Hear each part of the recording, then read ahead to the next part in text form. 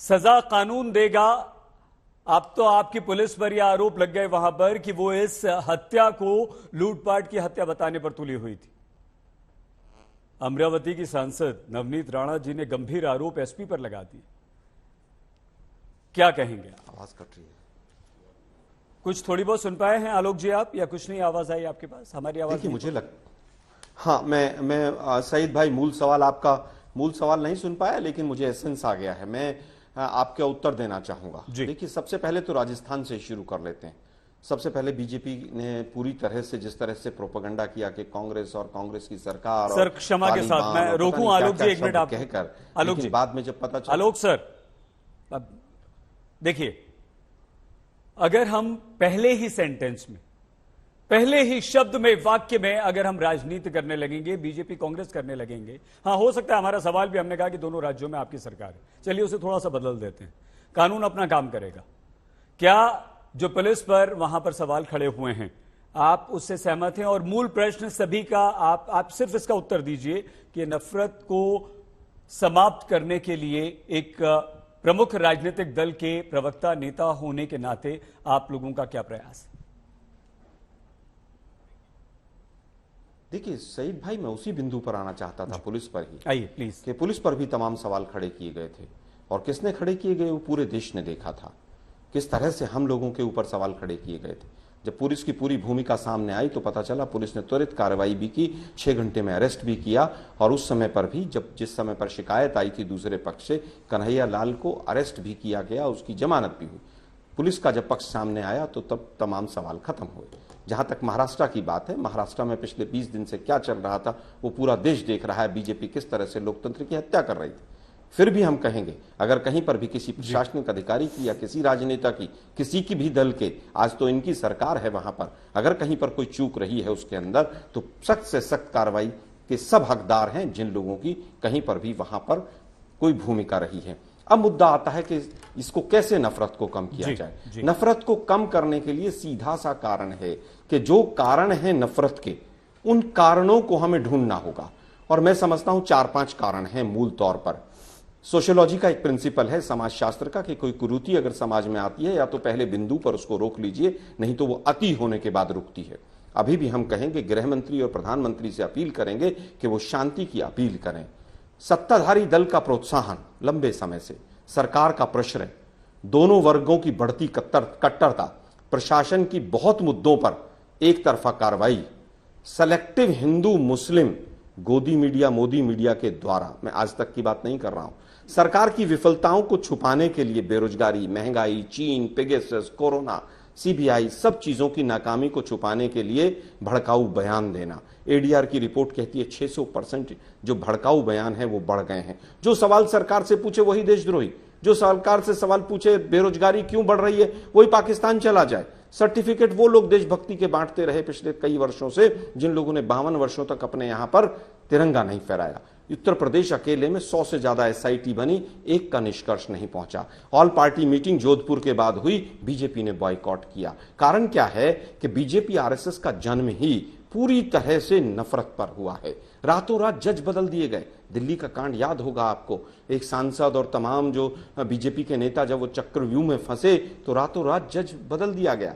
Fake propaganda तंत्र BJP का, जो किसी भी चीज को किसी भी रूप में देश के सामने परोस रहा था, वो ये सारे कारण बने हैं।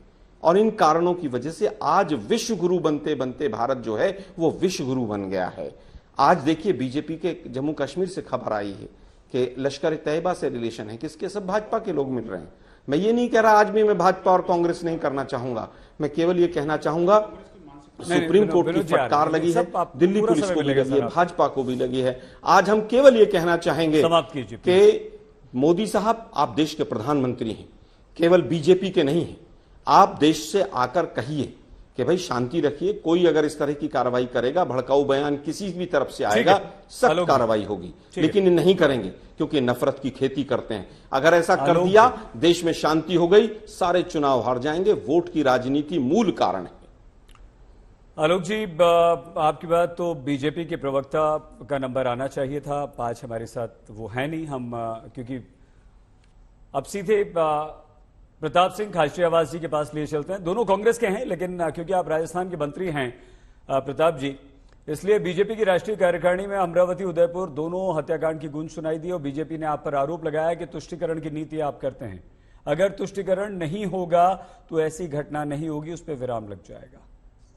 क्या कहेंगे? आप पर आरोप है सीधे तौर पर। देखिए, एक बात मैं कह देता हूं कि आरोप लगाना भारतीय जनता पार्टी का जन्मसिद्ध अधिकार है, लेकिन बीजेपी को यह तय कर लेना चाहिए, इस वक्त केंद्र में बीजेपी की सरकार है। देश सबसे ज्यादा लोकसभा में जो सरकार का नेतृत्व कर रहे हैं उनसे उम्मीद करता है, और हम भी ये उम्मीद करते हैं कि घटना इतनी जबरदस्त है कि ये कांग्रेस बीजेपी में बांट कर नहीं देखी जा सकती। आपको तय करना पड़ेगा, ऑल पार्टी मीटिंग बुलानी पड़ेगी, देश की चिंता करनी पड़ेगी। सिर्फ आप बयान देकर और कांग्रेस के पाले में गेंद डालकर अपनी जिम्मेदारी से, केंद्र सरकार की जिम्मेदारी से नहीं बच सकते। केंद्र सरकार को बहाना करने का हक नहीं। आज यदि बीजेपी की सरकार है तो लोग बीजेपी से उम्मीद कर रहे हैं, यदि यहीं पर कांग्रेस की सरकार होती तो कांग्रेस के सामने सवाल खड़ा होता। आपको लोकसभा में प्राइम मिनिस्टर को ऑल पार्टी मीटिंग बुलानी चाहिए, बात करनी चाहिए। राजस्थान के chief minister mister Ashok Gehlot ji ने ऑल पार्टी मीटिंग बुलाई, सबसे चर्चा की, सारे लोग शामिल हुए, और देश में लोकसभा के जरिए सख्त बिल लाने की जरूरत है कि नफरत की सोच को खत्म करना पड़ेगा। जहां भी सख्त होना पड़ेगा, कोई भी हो। जो उदयपुर की घटना हुई, हिलाकर रख दिया। इस वक्त मैं आज, उस वक्त भी मैंने कहा था, आज मैं फिर कह रहा हूं, फैसला लेने की घड़ी है। चाहे सख्त से सख्त कानून लाना पड़े, बीजेपी हो या कांग्रेस हो, इसमें नफरत की सोच को खत्म करने के लिए देश को बांटकर या पार्टियों में बांटकर नहीं देखा जा सकता। ये देश सिर्फ कांग्रेस, बीजेपी या पॉलिटिकल पार्टियों की राजनीति के लिए नहीं है। आम आदमी इस वक्त उम्मीद कर रहा है सख्त से सख्त सजा मिले, फांसी पर लटकाया जाए, ये सोच खत्म हो, कोई भी एक दूसरे के धर्म को नीचा दिखाने के बयान दे नहीं पाए, और राजनीति से, धर्म के नाम पर जो भाषण दिए जाते हैं राजनीति पर, और राजनीति में शॉर्टकट ढूंढकर राजनीति में सफलता का रास्ता धर्म के जरिए जो ढूंढा जाता है, वो रास्ते बंद होने चाहिए। मैं हिंदू हूं, हम अपने आप को भगवान राम का क्षत्रिय वंश के लोग वंशज मानते हैं, खचावा वंश के लोग, तो इसमें किसी को तकलीफ नहीं है, सबको अपने अपने धर्म को मानने का अधिकार है। लेकिन उदयपुर की घटना के बाद आप आश्चर्य करेंगे, जब मेरा बयान आया इतनी दहशत हो गई। एक मिनिस्टर की मां, मेरी मां मुझे कह रही है मेरे फादर के सामने कि तू थारो ध्यान रख जे बेटा, तू ही ठेको ले मिले कि बयान देबा को। समझे आप बात? जब मैंने बहुत सख्त बयान दिया कि यदि मैं वहां पर होता तो ठोक देता, और यदि मेरे बयान को लोगों ने कहा कि ये ऐसे कैसे बोल सकते हैं, अरे भाई यदि मैं उधर से गुजरूंगा और मैं रोक कर लड़ूंगा नहीं, दूसरे को मारूंगा नहीं, तो मरने वाले को बचाऊंगा कहां से? आप बचा ही नहीं सकते। Offence is the best defence. नफरत की सोच को खत्म करने के लिए, आतंकवादी को खत्म करने के लिए आपको ऑफेंसिव होना पड़ेगा। ये तालिबानी सोच, ये ऑफेंस, आपको ऑफेंसिव होकर ही नफरत की सोच को खत्म किया जा सकता है। धर्म के नाम पर कोई भी नहीं बच सकता। हिंदू, मुसलमान, सिख, ईसाई, फारसी, जैन, बौद्ध, हम सबकी जिम्मेदारी देश के प्रति है। देश के प्रति जिम्मेदारी हमें निभानी पड़ेगी, और लोगों को नजर आना चाहिए कि पूरा देश, चाहे मुख्यमंत्री हो चाहे प्रधानमंत्री हो, सब एक होकर इस नफरत की सोच को खत्म करना चाहते हैं, और पार्टीबाजी से ऊपर उठकर देश के लिए खड़ा होना पड़ेगा, क्योंकि लोगों में दहशत है और डर खत्म होना चाहिए। आनंद दुबे जी, अमरावती में एनआईए की जो एफआईआर रिपोर्ट आई है, उससे पता चला है कि एक समुदाय विशेष को डराने धमकाने की कोशिश हो रही है। आपकी वहां सरकार है, थी, अब तो नहीं है। आपको नहीं लगता कि कुछ ऐसे प्रयास होने चाहिए जिससे कोई भी समुदाय विशेष इस तरह की हरकत न करे, और कहीं ना कहीं राजनीतिक इच्छा शक्ति की कमी दिखाई दी गई है? सईद भाई, सबसे पहले तो उदयपुर के कन्हैया लाल जी और अमरावती के उमेश कोले जी की निर्मम हत्या की हम निंदा करते हैं, निषेध करते हैं, और दोनों ही परिवारों के प्रति अपनी संवेदना प्रकट करते हैं। देखिए सईद भाई, ऐसा है कि 21 जून को ये घटना घटी थी, और उसके बाद इसकी जांच शुरू हो गई। अमरावती पुलिस ने पहले दिन ही एफआईआर में इसे मर्डर केस को दर्ज किया है कि ये एक निर्मम हत्या है। कुछ लोग कह रहे थे कि डकैती कर दिया है। अमरावती की पुलिस कमिश्नर ने टेलीविजन पर आकर कहा, आरती सिंह जी ने, कि नहीं, हमने पहले दिन से मर्डर का केस बनाया है, हम इसकी जांच कर रहे हैं। सईद भाई, आप इतने वरिष्ठ पत्रकार हैं, आप जानते हैं कि जब पुलिस जांच करती है तो कभी कभी 2 दिन में भी हल कर देती है, और कभी कभी 10 दिन 20 दिन भी लग जाते हैं। हमें पुलिस पर शंका करने से पहले ये देख लेना चाहिए कि पुलिस जब अपनी जांच कर रही है तो कई पहलू से जांच करती है। वो अपने एंगल खंगालती है, वो बहुत सारे जो टेररिस्ट एंगल हैं, एटीएस हैं, सबको करती। ठीक है, एनआईए भी हमारे देश का एक बेहतरीन अंग है। अगर एनआईए भी जांच कर रहा है तो कोई बात नहीं, वो भी उस जांच में मदद ही कर रहा है। तो देखिए, अमरावती में जो राजनीति है सईद भाई, पहले से समझिए, नवनीत राणा जी के और आरती सिंह के संबंध अच्छे नहीं है, क्योंकि आरती सिंह ने उनके ऊपर कुछ एफआईआर की है, बस उसी की खुन्नस वो खाई बैठी है। वो बार बार पुलिस पर शंका जताना, देखिए इससे पुलिस का मनोबल गिरता है सईद भाई। देखिए, हमें इसमें न कांग्रेस को लाना है, न बीजेपी, न शिवसेना। हमें सिर्फ ये कहना है कि जो हमारे भारत की जांच एजेंसियां, चाहे स्टेट पुलिस हो और चाहे सेंट्रल एजेंसियां हो, अगर वो जांच कर रही हैं और उन्होंने साथ साथ अरेस्ट कर लिया है, तो इनमें दोषियों को कैसे जल्द से जल्द हम फांसी की सजा दिला सकें, हमारे सबका मकसद ये होना चाहिए। उस पर बहुत कम बात होती है कि अरे भाई कांग्रेस शासित राज्य में हो गया, शिवसेना शासित राज्य में हो गया। अरे भाई, ये घटना, ये जो आतंकवादी हैं, ये जो उग्रवादी हैं, छोटी मानसिकता के हैं, ये तो कहीं भी जाकर बैठ सकते हैं, कहीं भी छिप सकते हैं, कहीं भी घात लगा सकते हैं। जो मेन जड़ है, उस जड़ को समाप्त करने के लिए प्रधानमंत्री जी, गृह मंत्री जी को बैठकर एक ऐसी नीति बनानी होगी कि एक हफ्ते के अंदर इन दोषियों को अगर फांसी होती है तो दूसरे भी डरेंगे। अगर 4-4 साल, 5-5 साल, 10-10 साल केसेस चलेंगे, ट्रायल होगा, तो उन्हें पता है कि जेल में खाना तो हमें मुफ्त मिल ही जाता है।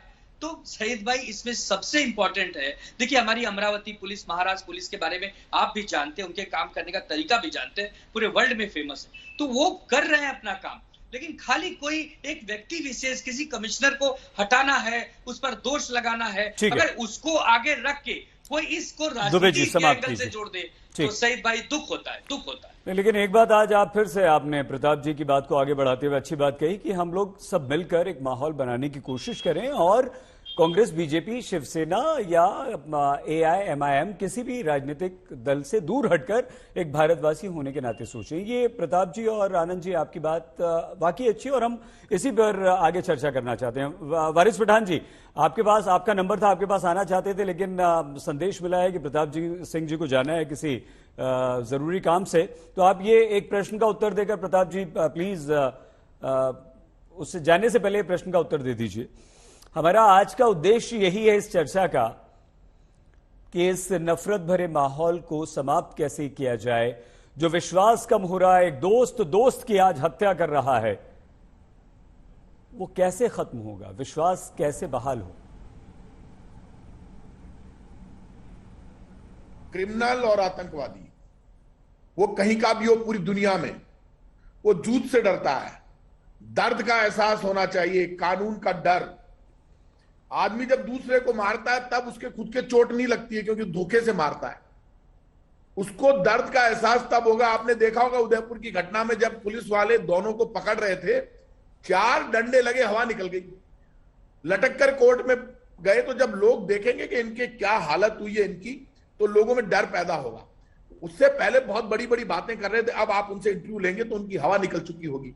ये डर पैदा होना चाहिए। क्रिमिनल डरता है। यदि कोई एक आदमी आक्रमण करता है, उसका जवाब जब आप खुद आक्रमण करते हो, और वो आक्रमण कानून से, वो दिक्कत ही हो गई। ये देश में नई चर्चा शुरू हो गई। हम कह रहे हैं भारत कोई सिर्फ 75 साल का नहीं है।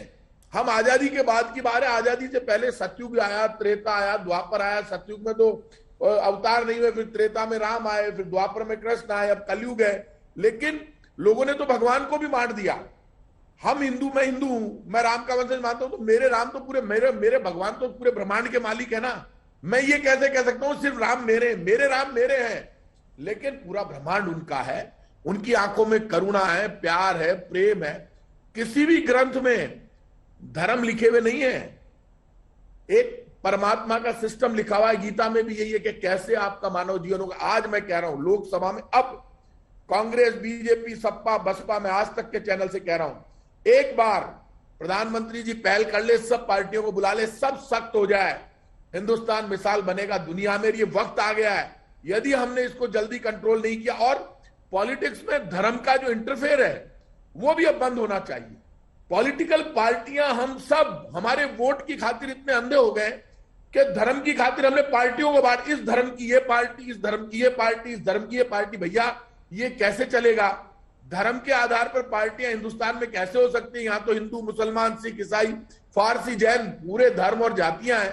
पॉलिटिकली भी सुधार होने की जरूरत है कि राजनीतिक दलों पर भी अंकुश लगे। और अब तो जैसे इलेक्शन कमीशन ने पहले उस वक्त जब राजीव गांधी जी ने जब वो थे, मैं भूल गया जो इलेक्शन कमीशन थे, एक जो आए थे उन्होंने बड़े सुधार किए, उनका नाम भूल रहा हूं, टीएन सेशन, है सर, टीएन सेशन जब आए थे, वैसे ही अब वक्त आ गया जब ये उदयपुर की घटना ने हिलाकर रख दिया, अमरावती में घटना हो गई, और अब कितने लोगों को देखोगे? एक माँ अपने बेटे मिनिस्टर बेटे को कह रही है तेरा ध्यान रखना, इसलिए अब इसके लिए एक होना पड़ेगा, पार्टीबाजी से ऊपर उठकर, धर्म और जाति से ऊपर उठकर देश के लिए कानून बनाना पड़ेगा। प्रताप जी, आप तो बड़ी पार्टी के नेता हैं, मंत्री हैं राजस्थान में, और स्वतः संज्ञान एक शब्द का इस्तेमाल हम लोग बहुत करते हैं। क्या ये जो सलाह आप दे रहे हैं, आप बात करेंगे प्रधानमंत्री से? आप कोई ऐसी पहल करेंगे कि आप सब लोग, सभी राजनीतिक दल के नेता बैठे हैं? अगर राजनेता एक नेता के बारे में ऐसी बातें उसके मुंह से सुनने में अच्छा लगता है, लेकिन प्रयास भी तो आप ही को करना होगा, करेंगे आप? देखिए, ये तय बात है, मेरी पार्टी, हमारे यहाँ के चीफ मिनिस्टर अशोक गहलोत जी ने तो प्राइम मिनिस्टर को लेटर तक लिखा, रिक्वेस्ट की, वो खुद भी यहाँ राजस्थान से 3 बार सीएम है। राहुल गांधी जी ये बात कह चुके हैं। अब लोग इस वक्त प्रधानमंत्री को आप बीजेपी कांग्रेस में मत बांटिए। सिर्फ दिक्कत यह कि प्राइम मिनिस्टर हमारे भी है। जब प्राइम मिनिस्टर को उदयपुर के अपराधियों ने धमकी दी, तब मैंने कहा कि वो हमारे प्राइम मिनिस्टर को धमकी नहीं दे सकते, हमारे चीफ मिनिस्टर को धमकी नहीं दे सकते। यदि हमारे प्राइम मिनिस्टर पे गोली चलेगी या चीफ मिनिस्टर पे गोली चलेगी तो पहले बीच में प्रताप सिंह आएगा।